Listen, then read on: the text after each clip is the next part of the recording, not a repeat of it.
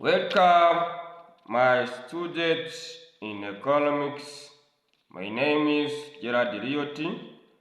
Today's session, we are going to look through price theory in economics, where we will see the things which is very important to price theory. We will see about introduction to price theory, the theory of demand, law of demand, elasticity of demand, theory of supply, the law of supply, consumer behavior, utility, differentiation curves, equilibrium of a consumer equilibrium using marginal utility, price determination in the market, price mechanism, and the last point will be price fluctuation. Welcome to today's session once again. Introduction to price theory. We use a word price every day. We pay a price to get something else. We notice it when price of commodity in the market increasing. We complain when a price rises, and we get happier when a price falls. At the same time, we hear that prices are now stable. Producers and wholesalers often learn advertisements in the newspapers that they have adjust the prices for their products. We live with price, so simply, what is price? Price is the money paid by a consumer or individual or firm for using or consuming a good or services permanently. Price is the amount paid by consumer or a firm or individual for using or consuming any good or services permanently.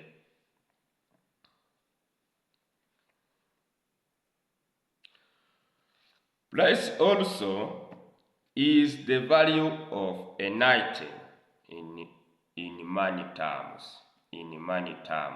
or in terms of money. Price is a value of an item in money terms. It is money paid by consumer, individual, or firm for using or consuming a good or services permanently. That is meaning of price.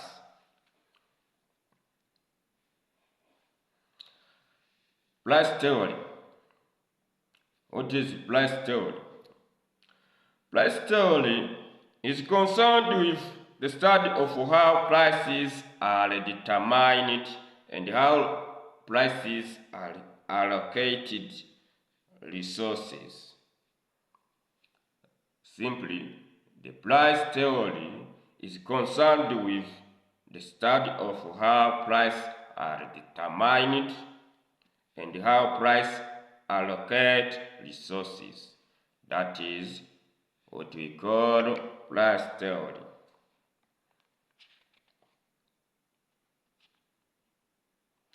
So the study of price theory will therefore have to be interlinked with units that charge price as suppliers, units that pay price as consumers, and the interaction between buyers and sellers as the market. In price theory, we will see the relationship between suppliers and buyers or consumers in the market, their interactions. It is what we will see in our sessions of price theory.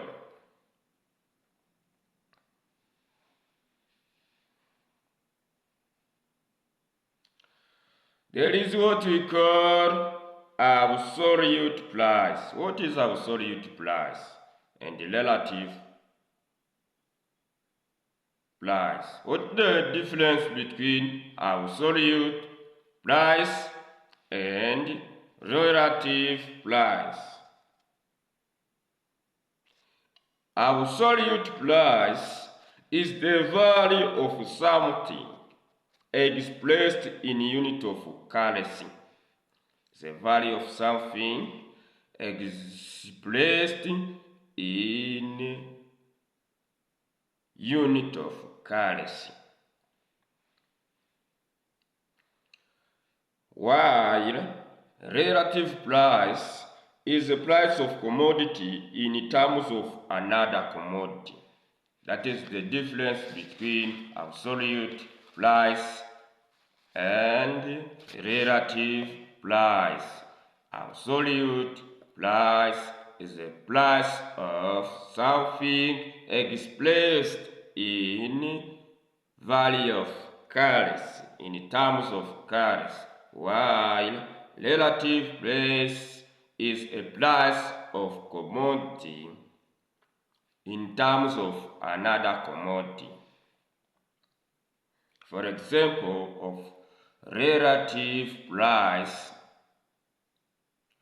you can say that 2 kilograms of beans is equivalent to 1 kilogram of peas. That is relative price. Is a value of something expressed in terms of another commodity, while absolute price is a value of an item in terms of currency. We can say that the cost of 2 kilograms of beans is equivalent to 3,100 francs. That is absolute price. Another example, the price of sugar is half that of rice. That is an example of relative price.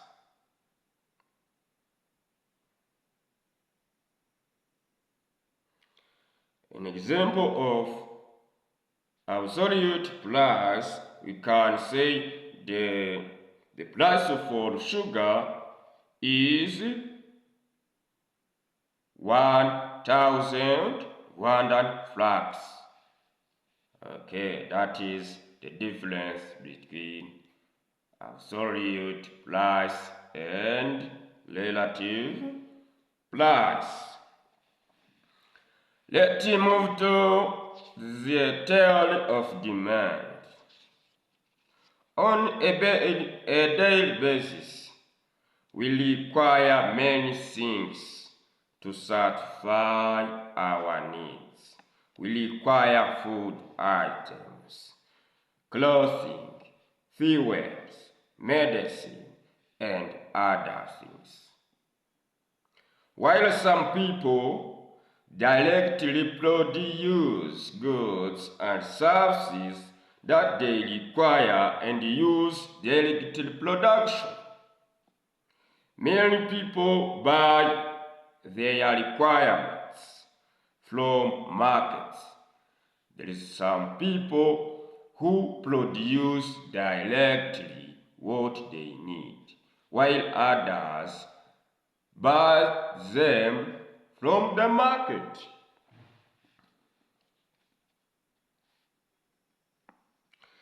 They buy products to produce by other products, what we call indirect production. There is something which is required to produce another thing. For example, you can need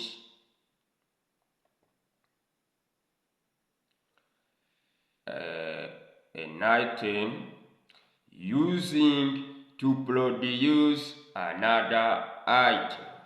That is what we call indirect production. Before we buy anything from the market, we must have a need or desire that we want to satisfy. You can't buy something that is not needed or required. So before you buy something from the market, firstly you must have a desire or needs you want to satisfy.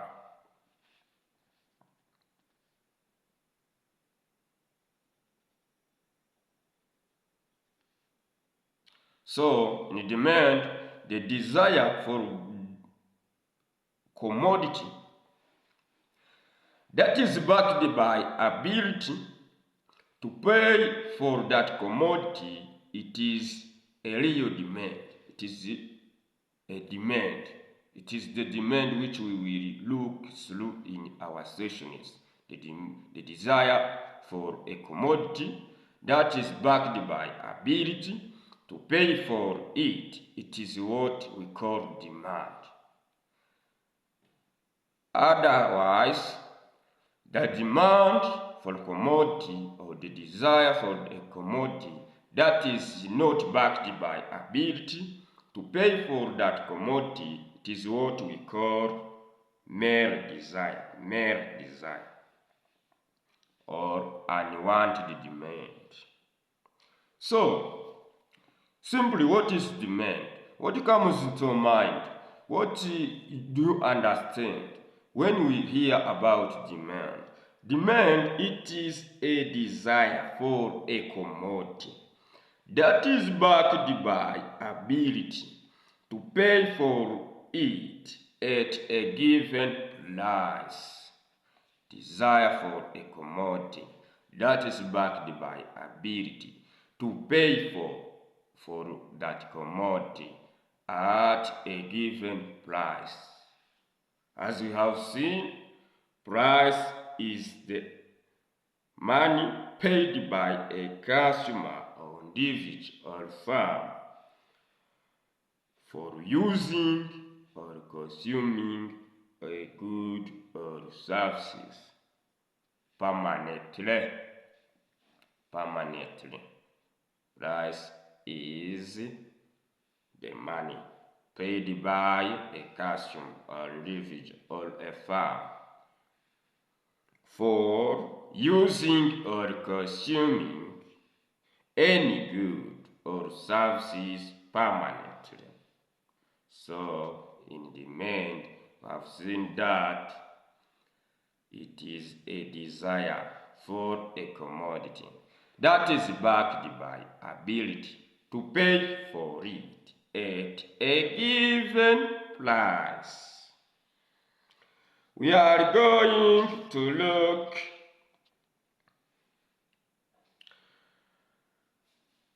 what we call the law of demand. The law of demand.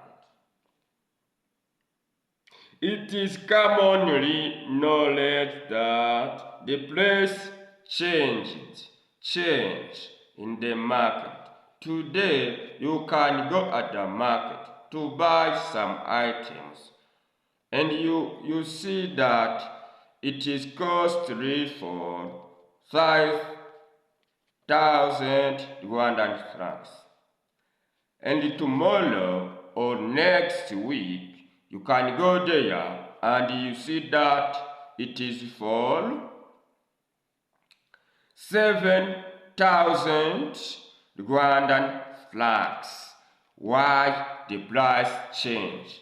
What is the requirement that the price can be changed? It can be changed by increasing or reducing. Can be increasing or reducing. We are going to look the law of demand. If the price change either by increasing or reducing, how the behavior of buyers or suppliers will be, how it will be. When a price change, what the behavior, what will be the effect for the product we supply or the product we gain or we gain from the market. So in that context, we are going to look the law of demand.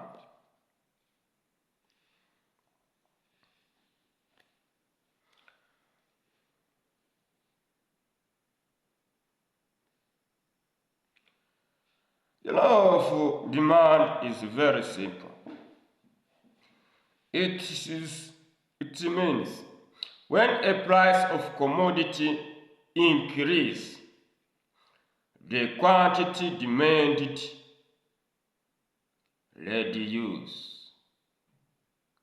When the price of commodity reduce, the quantity demanded increase, and vice versa. That is the law of demand. When a price of commodity increase,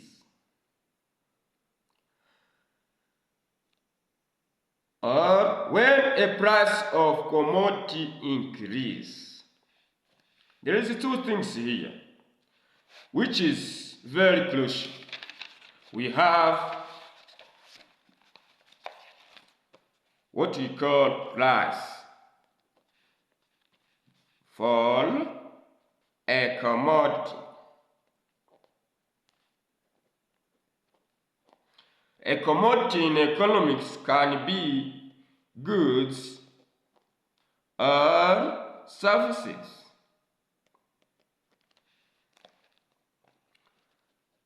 Another thing, it is what we call quantity demanded. Quantity demanded. How can we judge those two things according to law of demand?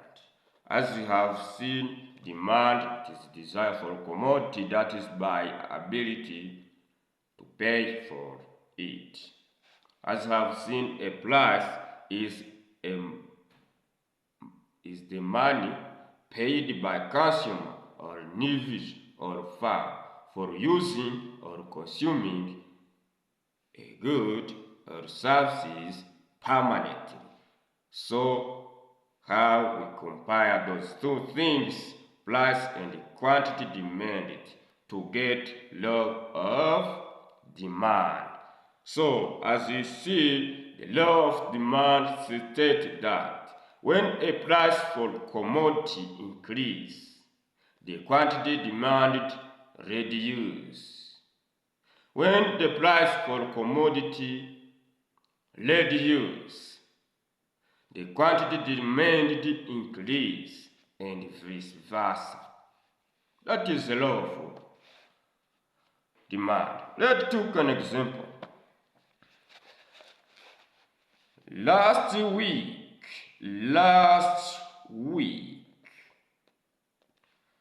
the price for rice was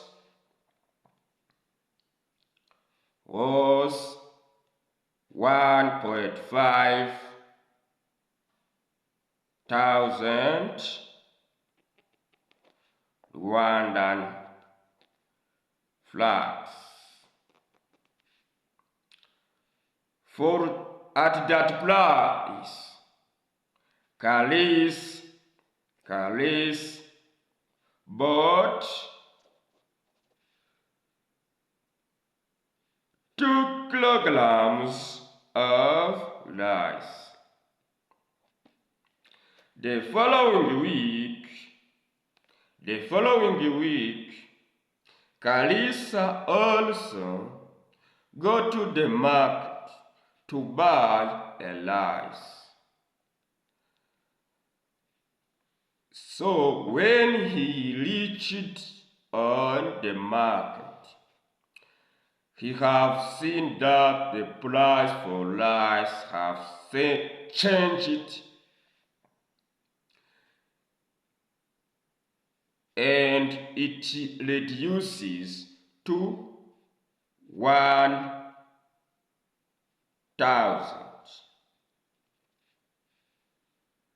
For that change, Kalis increased the quantity he bought, and he bought 3 kilograms. So simply when the price for commodity changed by increasing, the quantity demanded reduced. When the price for commodity changed by reducing, the quantity demanded increase. So let's move on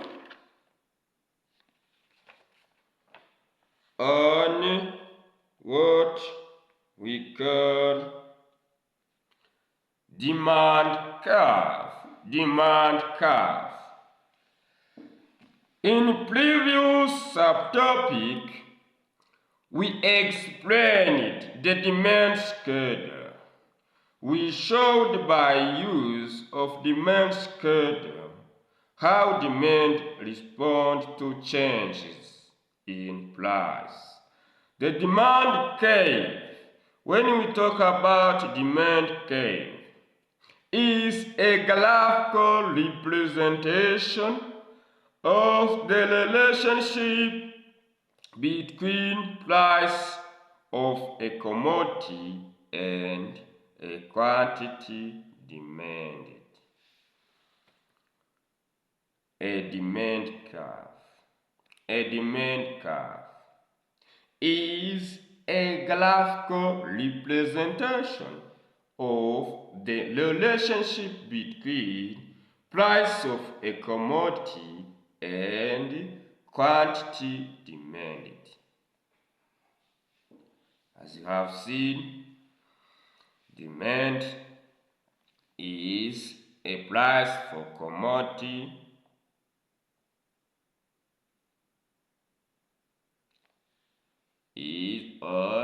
is a desire for a commodity that is backed by ability to pay for it at a given price.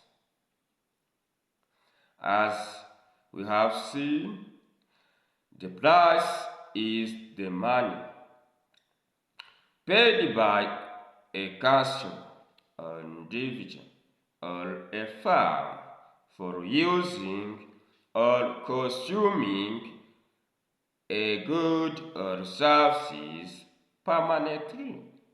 As you see, there is a law of demand.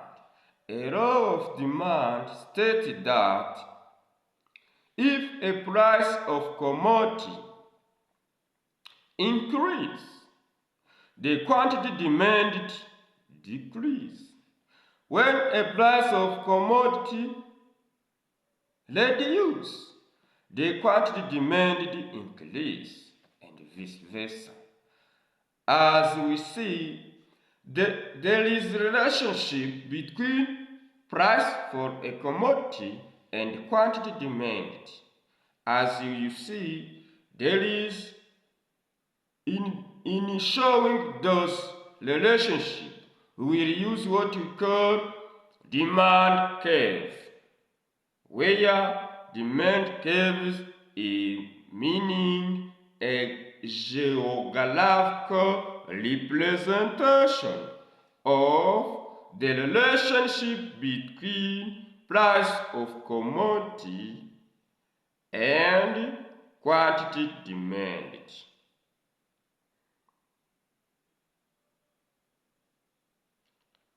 So, in our next session, we look how demand curve is being geographically represented.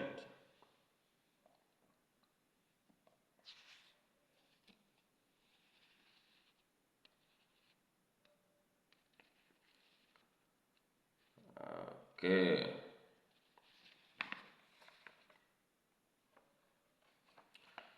Let us look on the shape of demand curve. The demand curve slopes down from left to right. That is the shape of demand. Shape of demand curve slopes down from left to right.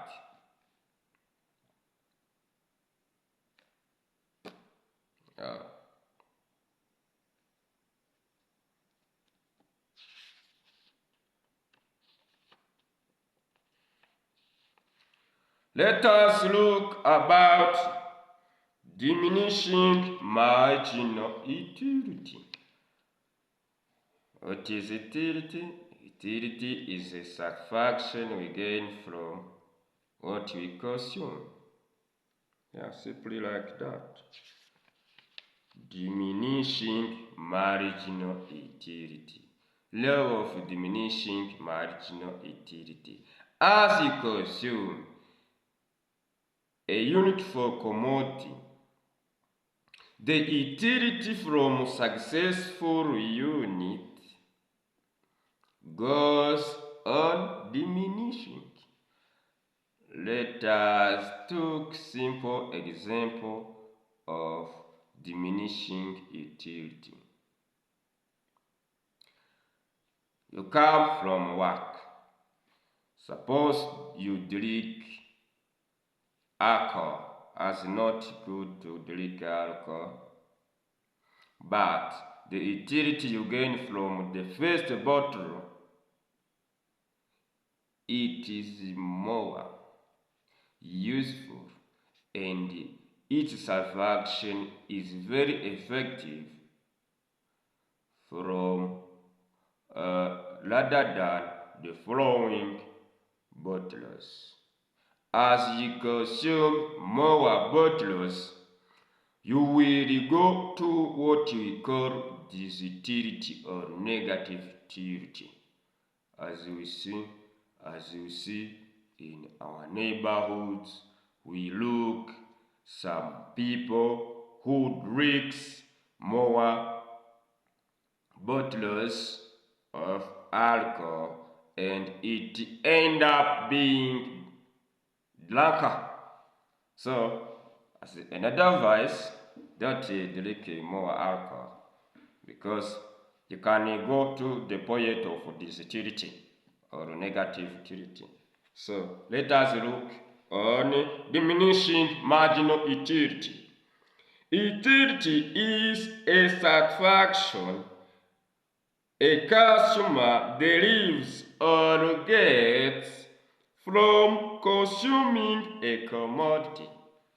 Utility is a satisfaction consumer or individual gets or derives from consuming a commodity.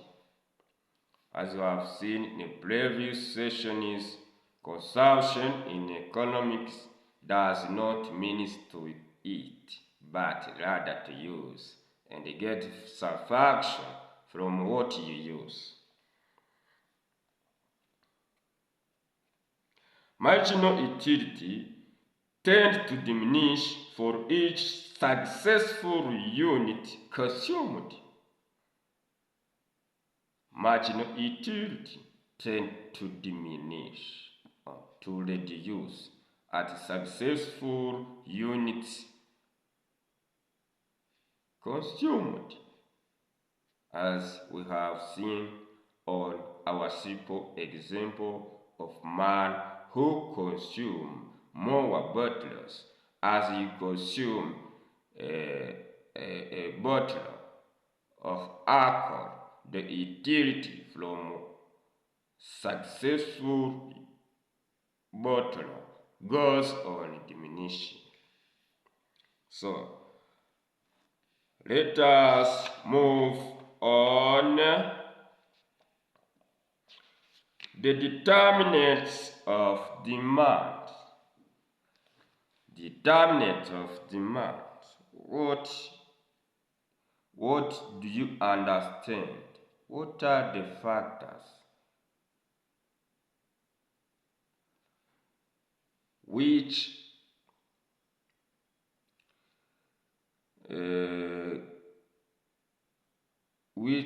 affect the demand? There are different factors affecting demand.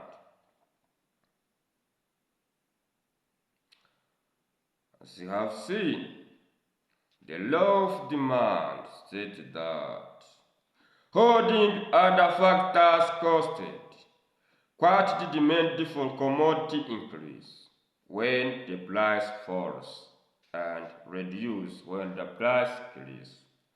So, what are the factors affect demand, or what are the determinants of demand? There is first of all, as we have seen, the price for commodity, the price for other commodity. That is, when the price of one commodity increase, it can affect the price for other commodities. Simple example, when the price for fuel increase, the price for transport also increase. That is the meaning.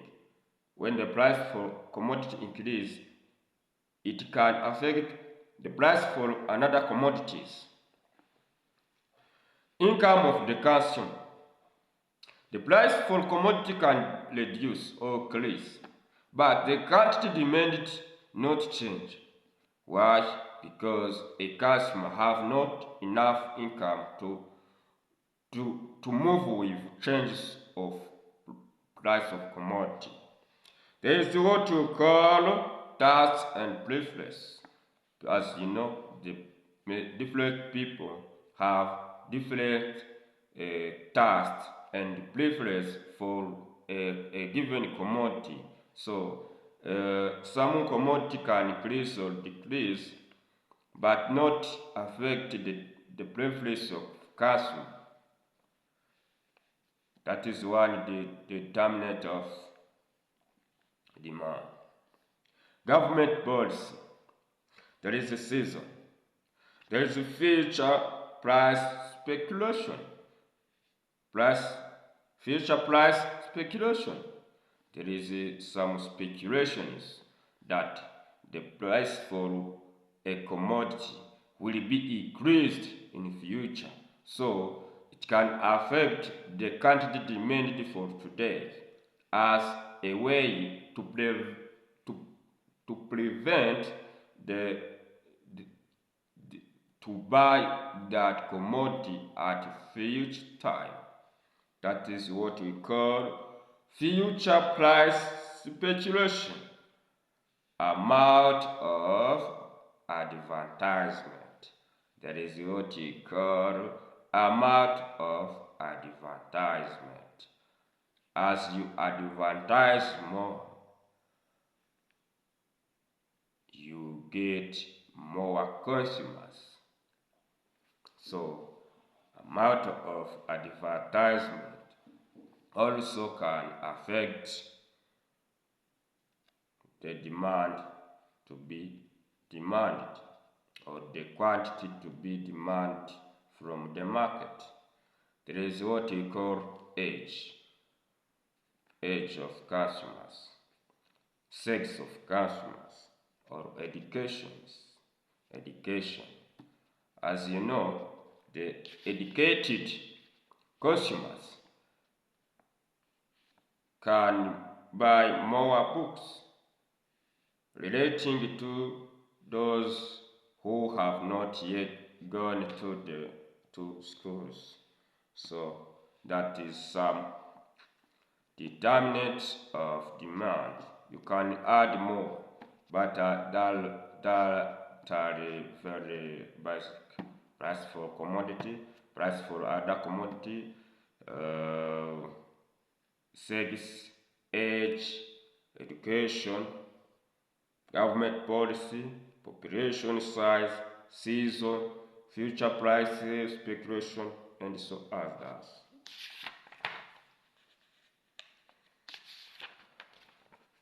Let us look at what we call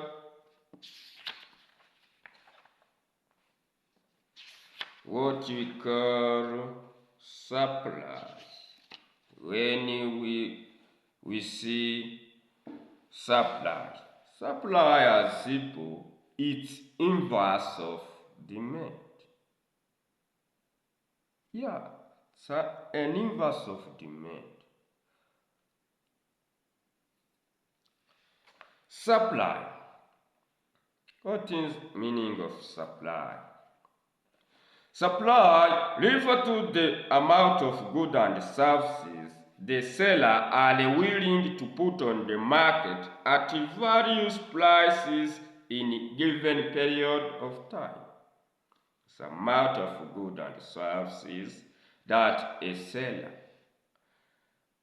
or a sellers, when they are more, are willing to put on the market at various price in a given time.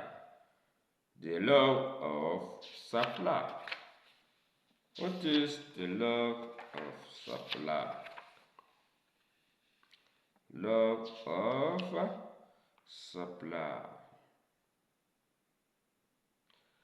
Law of supply states that when the price of commodity increase, the quantity supplied it also increase. When a price of commodity decrease, the quantity supplied also increase. When a price of commodity reduce, the quantity supplied also reduce, and vice versa. But all it is done when other factors constant, holding other factors constant. So let us look the determinants of supply. Determinant of supply. There is a price for commodities, price for other commodities, factors of production, number of products, government policy, technology, season, objective of farm, gestation period, and others. You can add others. So let us move on what we call marginal utility. Marginal utility. This is an additional utility you derive from consuming an additional unit of product. That is what we call marginal utility. Additive utility. They call marginal utility. Marginal utility It is an additional utility you derive from consuming an additional unit of product. So that is what we call marginal utility. As you have seen, law of supply stated that holding other factors constant, the higher the price, the more the quantity supplied, and the lower the price, the lower the quantity supplied. So let us move on what we call